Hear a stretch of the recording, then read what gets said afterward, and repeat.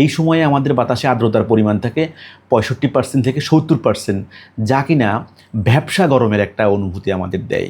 April এবং মে মাস, এই 2 মাস হচ্ছে গ্রীষ্মকাল।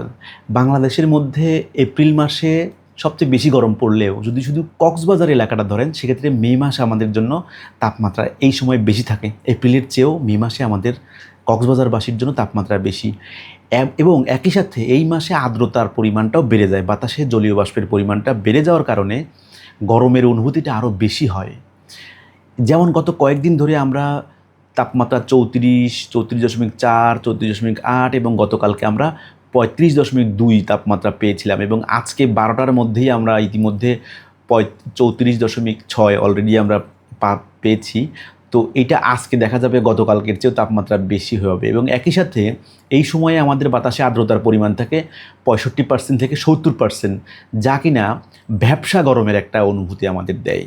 এবং এখন যেহেতু আকাশে মাঝে মাঝে মেঘ আসে, এবং এই মেঘলা আবহাওয়াটাও, এই মেঘলা আকাশটাও আমাদের তাপমাত্রা কমাতে পারছে না, এবং এইটা আগামী 3-4 দিন এরকম বহাল থাকতে পারে। তারপরে হয়তো বৃষ্টি দেখা আমরা পাবো। তবে আগামী 3-4 দিন মোটামুটি এই যে বর্তমানের যে রৌদ্র উজ্জ্বল এবং তীব্র ভ্যাপসা গরম, এরকম আরও 2-3 দিন 4 দিন আমরা হয়তো পাবো। 21 তারিখ, তো এইটা আরও 3 থেকে 4 দিন, তার মানে 26 তারিখ পর্যন্ত এরকম থাকবে। তারপরে হয়তো বৃষ্টির ঘনঘটা বাড়তে পারে, তবে আমাদের ওই সময়ে গেলে, আরও 2-3 দিন গেলে আমরা আসলে আরও শিওর হব, তখন আরও নিশ্চিতভাবে আমরা পূর্বাভাসটা বলতে পারবো।